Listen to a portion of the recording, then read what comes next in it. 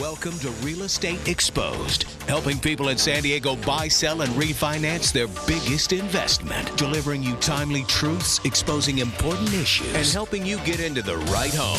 Here are your hosts, real estate expert Daniel Beer, top-ranked professional by sales volume at one of San Diego's largest brokerages, and his mortgage partner, Todd Pianin, with over $2 billion in funded loans. Happy Sunday to you. I'm really excited to be back here on another episode of Real Estate Exposed here on News Radio 600 KOGO. I'm Daniel Beer at Windermere Real Estate, the head of the Daniel Beer Group and the leading sales professional at Windermere Real Estate here in San Diego County. My counterpart, Todd Pianin of Home Street Bank. Well, the man isn't in town. He is on the East Coast, so it's you, it's me, and I'm really excited to spend a nice special morning with you here on a Sunday. And by the way, coming out of a great day yesterday where I got to meet a number of you, and we did our annual Thanksgiving pie giveaway. Every year on the Saturday before Thanksgiving, we invite people from the community, our past clients, our radio listeners, to come to the office, and we simply just, as a token of gratitude for enriching our life, we just try to make a small gesture. We buy a pie for literally anybody that wants to show up. We had about 265 people show up for either an apple or pumpkin pie that we had specially made for you. It was just an awesome time, really getting to see all the faces and just, the kids and people we did know that we didn't know, and just be able to just, roll our sleeves up a little bit and let our hair loose and just talk and talk about things non-real estate related. So it's really an awesome day. On behalf of the entire Daniel Beer Group, we're really thankful for all of you, for you if you showed up, and hopefully we'll get to see you as well next year when we do our Thanksgiving pie giveaway once again. And by the way, the nicest thing about it all is really seeing a lot of you and just kind of talking and being with each other. Building a sense of community, building a sense of just people coming together on the holiday season, and again, hopefully we'll get to see you next year. But listen, we have a huge agenda on our plate today. Tons going on. A lot of issues coming up with our clients in the media, people calling in to ask questions. And so I want to take some of those most important ones and address them here with you on some of the topics that come up most often, and how you can use them, how you can use them to your advantage, and just things to be aware of, okay? So we're going to jump into a number of hot issues. One, rents in San Diego County are absolutely going berserk, okay? I mean, just to give you a touch of it, 55% of renters are spending upwards of more than a third of their income just on their rent. That is a tremendously huge number, okay?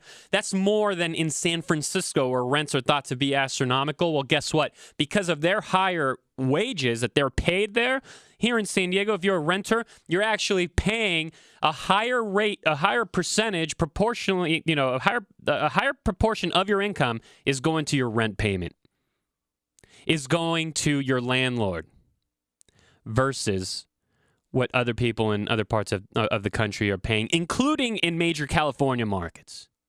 So that's just something that, that has to be eye-opening to you. You need to get a plan together. And more than anything, you need to bust a lot of the myths on why you're still renting.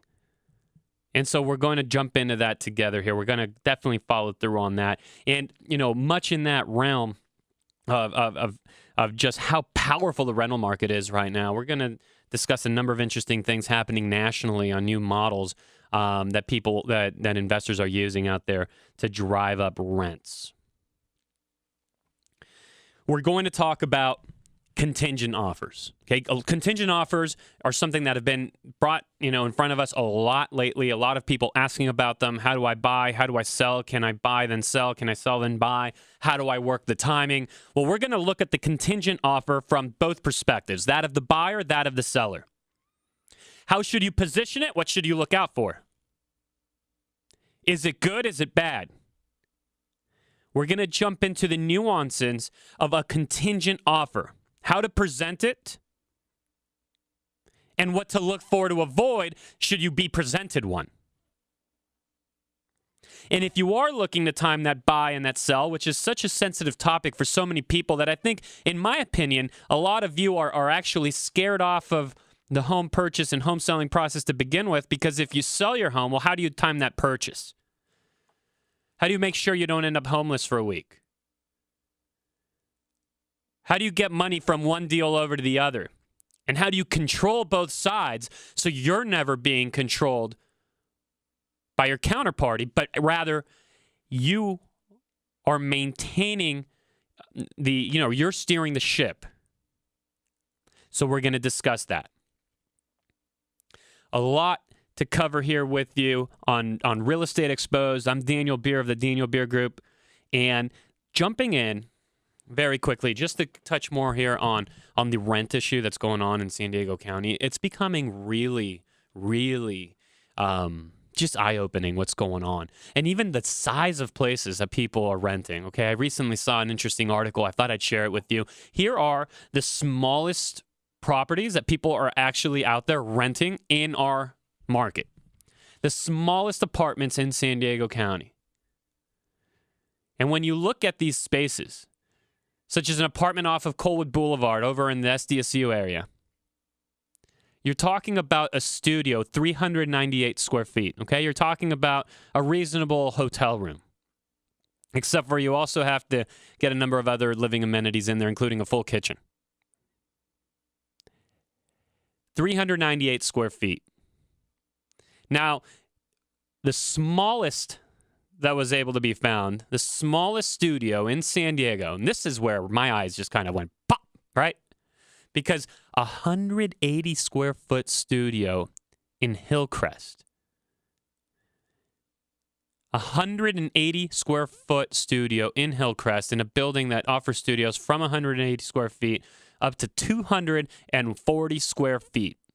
I mean, this is like those places that I've seen on the HGTV show, whatever, Pick This Home, whatever it is, when they're out in different destinations around the country and they're picking the buyers out, trying to figure out which home they want to buy. And I saw an episode once in Japan. Now, Japan is a very cramped place, okay? Very tiny little living quarters.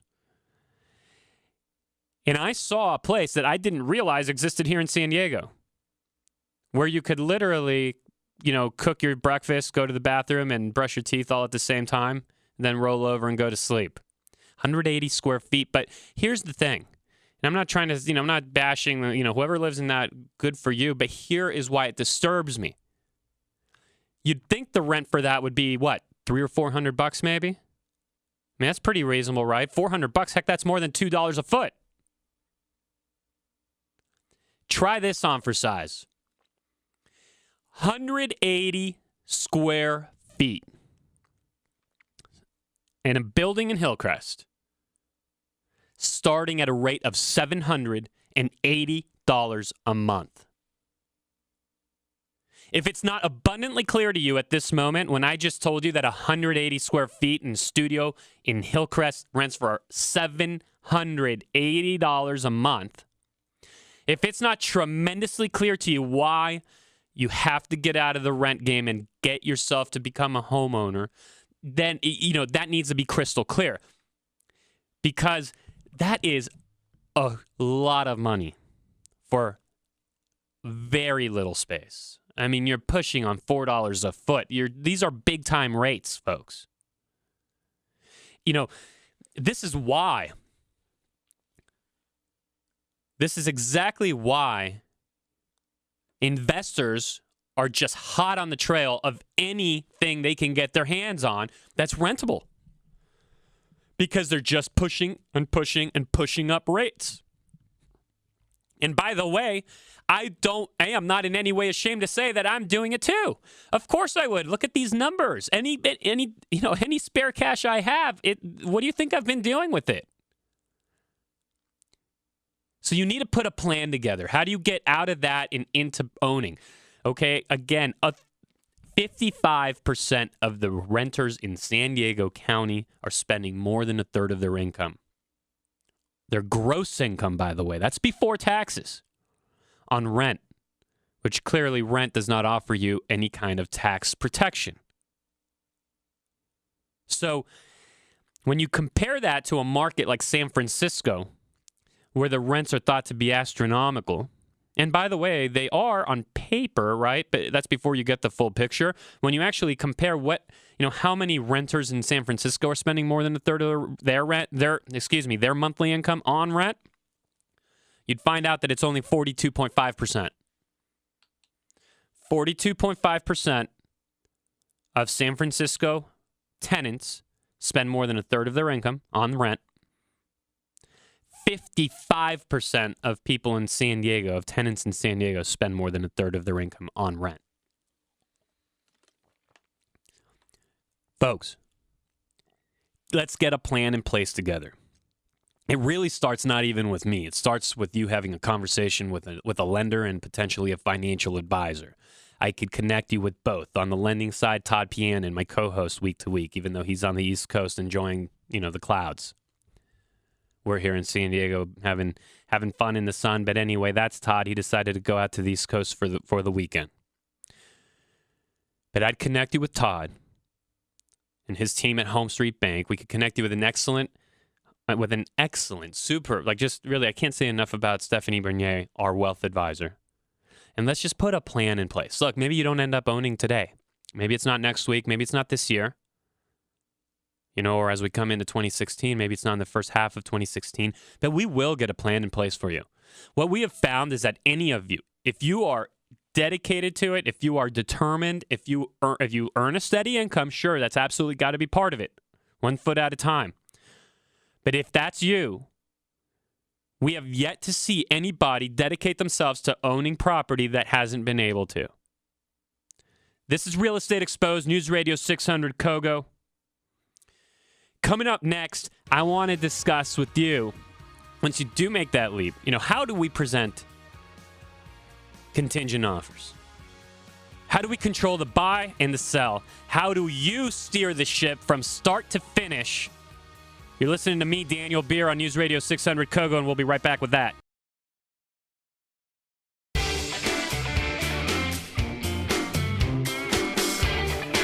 Back with you. Good morning.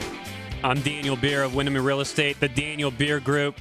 And I want to just give a very quick shout out to Brian Danny of the Daniel Beer Group. Brian Danny is a buyer specialist on our team. And by buyer specialist, what I mean by that is literally the way our team is structured is that everybody just does one job. Everyone has one thing they do, and they are damn good at it. Brian is the leading buyer specialist at the Daniel Beer Group. Brian is literally on track here and scheduled to close, and it's already booked business, by the way, $30 million worth of real estate. Just him as one of our buyer agents on the team. The team is popping. It's exploding. I am really proud of everybody, and I just can't wait to see what 2016 brings for not just our clients, but genuinely just watching the lives of our team members be enriched is really one of the most fulfilling things, and we're always looking for great people to join the team. So if you do think of anybody you want to reach out to us, you're looking for a great career, go ahead and look us up, soldbydanbeer.com or danielbeergroup.com, and you'll have no trouble finding us. So before we jump in here to the contingent offer conversation, what to look for, what to avoid, how do you structure it, how do you control both sides of the conversation when buying and selling, what I want to just very quickly finish up here touching on the rent conversation is there's a very interesting phenomenon now happening, and it's started to stir up primarily in Syracuse, New York. Syracuse, New York being near and dear to my heart because that's where I went to school. That's my alma mater. I went to school at Syracuse University, and I'm a proud graduate of the business school there. And so an interesting thing is happening in the Syracuse community, which I believe we're going to start to see more and more of proliferating across the country. In what it is, in an effort by these investors to push rents to the maximum potential and squeeze every dollar possible out of their property, which, by the way, if you think that you're hearing any kind of, snarky tone in there, you'd be wrong. I love what they're doing. I'd like to invest in one myself. I mean, you have to take advantage of the market that's presented. But anyway, what these guys are doing is that they're now coming up with the concept. Now, keep in mind, Syracuse is a college town. So they're coming up with this concept of dorms for millennials post-college, post-university. And what they've come to realize in doing market research is that millennials, young people, young professionals, they like to have their own space. And actually, that's why the one-bedroom market has been in such a boom. They like to have their own space, yet they don't need a lot of it. And while they like to have their own space, they also like really nice things. And while they like to have their own space, they also really like to be interactive and have a sense of community. Many of these millennials, many of these young professionals are moving after university from one city to another. And a sense of community is exactly what they're lacking because they're showing up, they don't know anybody. And so this concept that's popped up in the investment community of dorms for millennials, it's really an interesting thing, and I'm quite excited to see how it plays out, where what's going on is they've realized they can charge more, they can get more dollars per square foot out of the building by structuring these little mini living quarters, okay? So these little mini apartments that then enjoy tremendous world-class common amenities. So just like in your college dorm where you had, the lounge for your floor, even though if at your college, if it was anything like mine, it was just a beat-up sofa and a television up mounted on a wall. But you get the point, right? You had your dorm room. You had your own private little space, but then you had the common area outside. And every floor had its own.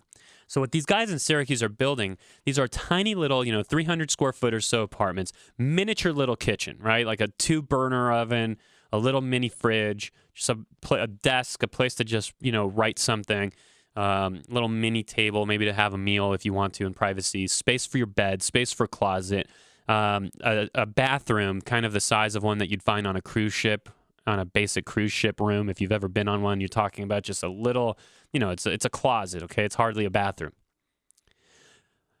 But it's just enough space. And then when you come out of there, it's really interesting, right? Because then you come out, you go to the common areas, and you're talking about everyone on the floor enjoying world-class amenities, chef's kitchen, huge, big-time screen TVs, theater-style seating, just really up, state-of-the-art amenities, and it's really actually become quite attractive to these young professionals. It's something that is definitely worth watching because if it takes off, I really strongly believe you're going to start seeing this across the country in more markets. And you're listening to Real Estate Exposed, News Radio 600 KOGO. I'm Daniel Beer. If there's anything you want to discuss real estate related, if there's an investment you want to look at, if there's a home sale you want to think about, when do you time it? How should you do it? Should you stage? Should you not? If you want a personalized assessment, I'm happy to do it. Reach out. Simply Google Daniel Beer Real Estate, or you could go to soldbydanbeer.com, and you'll find our team quite easily. From there, we'll connect you with lender, financial planner, tax account, whatever it is that you're gonna need, builder, architect. But reach out to us if there's any question you have whatsoever. It's been really nice week to week just interacting with you, our audience. Soldbydanbeer.com, right? www.soldbydanbeer. Beer is spelled just like the drinks like the drink, by the way. So everybody, this kills me because everybody always tries just about every possible spelling combination. Is it B-I-E-R? Is it B-E-R-E? Is it B-A-R-E-I-E? No, it's just beer. Dan Beer, just like the drink.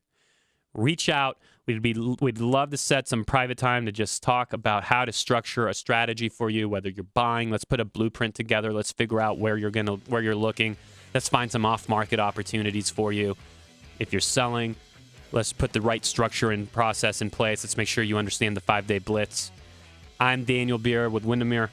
This is Real Estate Exposed, News Radio 600 KOGO. Coming up next, we'll finally guide you through that buy and sell. How do you control both sides?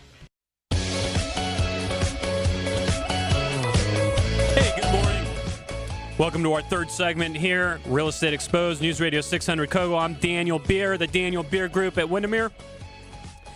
And there's a really interesting thing happening locally. And I'm sorry, but I'm going to drag out our contingent offer controlling both sides of the market. How do you buy? How do you sell? We're going to talk about that in a moment, but I can't help myself but just bring up the fact that, later today, the Charger game will be on. Local game here against Kansas City. And the attendance, okay, and I'm a season ticket holder for, 20-something years. So if anyone wants them to do well and if anyone wishes the best, it's me. Trust me on that. But, the attendance has been so miserable that I don't know if you've noticed, but they are really, really pumping up this whole LT, number, the retirement of his number that's going to happen today at the stadium. And look, the guy was awesome. I love him. Heck, I worked with him on the sale of his house. I love the guy. But I do think it's interesting just how much the Chargers are pumping up his number retirement to be able to get more people there and rally San Diego around the team. Hopefully, something that actually happens. But the only way that I think they could ever ensure to just fill that stadium up with more and more and more and more people, the only way I think they could ever just get that stadium full, well, LT would have to bring back the greatest single thing he's ever done. What it do? My name's LT. And that, my friends, my gift to you today on this Charger Sunday is that if you've never heard the greatest jam to ever hit the airwaves, then you need to run and Google LT Slide as soon as possible. Especially if you like big laughs. Yes, all I'm saying. I get it, my stance. I read the defense. I read the defense. Hey, he reads the defense. Of course he did, right? He read the defense. Side step, side step, side step. Now catch that pass. Catch that pass. Catch that pass. Catch that pass. Now throw the ball. Throw the ball. Celebrate. If you haven't seen this thing, you need to get on Google or YouTube right now, LT Slide. And if the Chargers were smart enough to pump this thing through the airwaves, everybody'd be there. Check this thing out.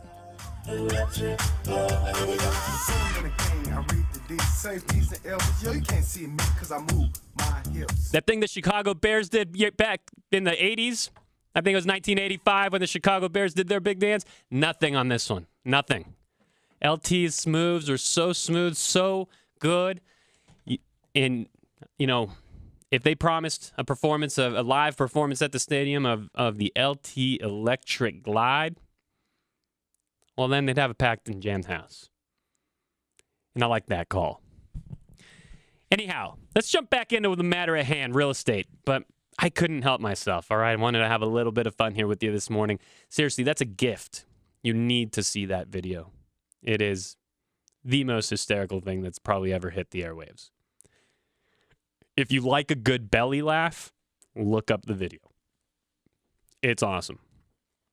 All right, moving on. This is Real Estate Exposed. I'm Daniel Beer, Windermere Real Estate.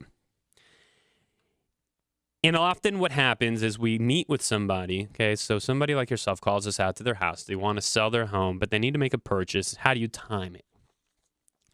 The most common way that people go about it is by presenting a contingent offer. Or that's at least the mechanism that they're most familiar with. But there are a lot of tools at our disposal that we can use in order to manipulate both the purchase and sale, right? So the sale of your home, the purchase of the new one, how do you get that timing and line up? And it is a smooth process, much like the LT Electric Glide. It takes coordination. It takes strategy. It takes tactic. It takes knowing and being, you want to be executing this with an agent that's been there before. That's for sure. But there are a lot of tools at your disposal. Okay, one of them is the Leaseback, and this one started to become more well known. But if you're not aware of what a Leaseback is, and you're selling your home, but maybe you're moving to Texas,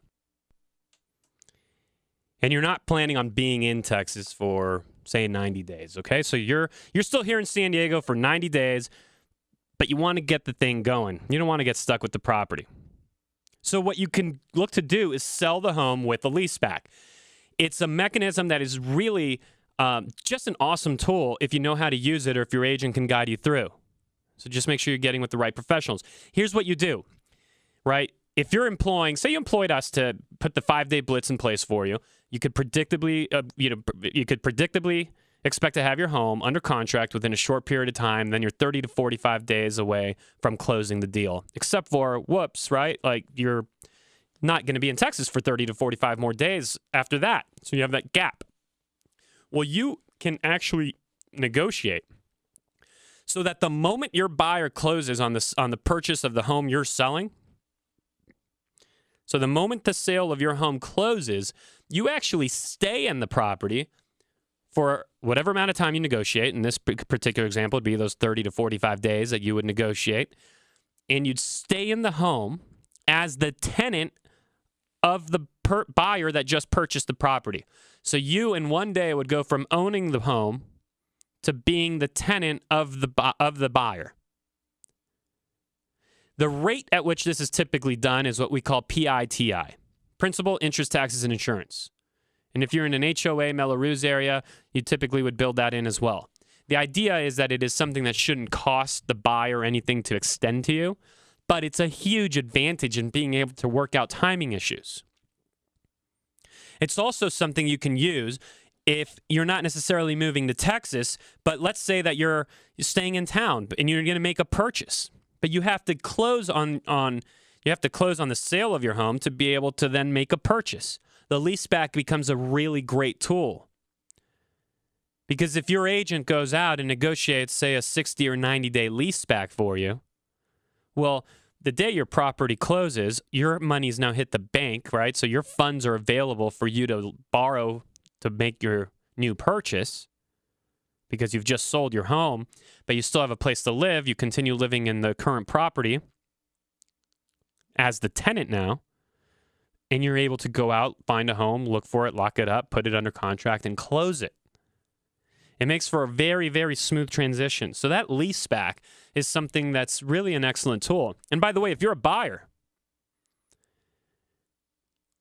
one of the most important things you can ever do before making any offer would be to have your agent, your agent is, one of their jobs is before they're even negotiating, your agent, if you have the right person working for you, they're a detective. They're investigating. They're finding out everything and anything they can about that seller. Because a lot of people make the mistake of just believing that the only thing important out there, in a transaction is going to be the price. Quick close price, how much down. All that is good. All that's good for sure. But sometimes there's other motivation. And your agent, if you have the right person working for you, if you have like a Denise Mickelson working for you, you have the right person, then they're going to go out and actually be a detective and find out what the hot buttons are for that seller. That's what a good buyer specialist does.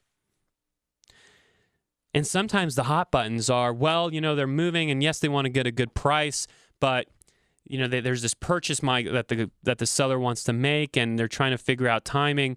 And so you'd be surprised that sometimes it's not just all about speed and price. There could be an opportunity for you as a buyer to bring up the fact, because maybe their agent's not bringing it up. So you as a buyer can bring it up. Well, hey, what if I purchased your home? Here would be the terms, and I'd actually extend a lease back to you so you could stay in the property. No sweat off my back because I'm currently in a lease myself, and, I can just talk to my landlord and get another 60 days out of them. No big deal.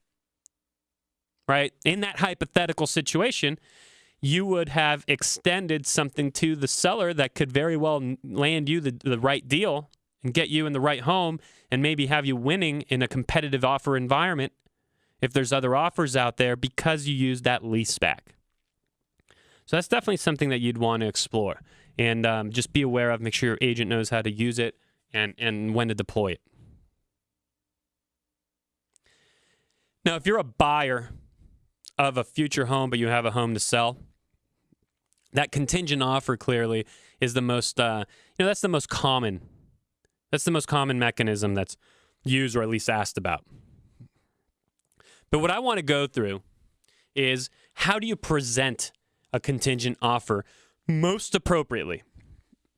How do you most effectively, most strategically present a contingent offer so you could actually get it through? Because believe it or not, our team has gotten a number of contingent offers through this year, accepted. We're actually on the listing side of the business on a townhome development that I represent in Hillcrest. We're actually looking at a contingent offer right now, but it was very, very well presented with all credit to that agent. And so here are the things you want to make sure your agent is presenting in your contingent offer. If you're going to be making a contingent offer, there's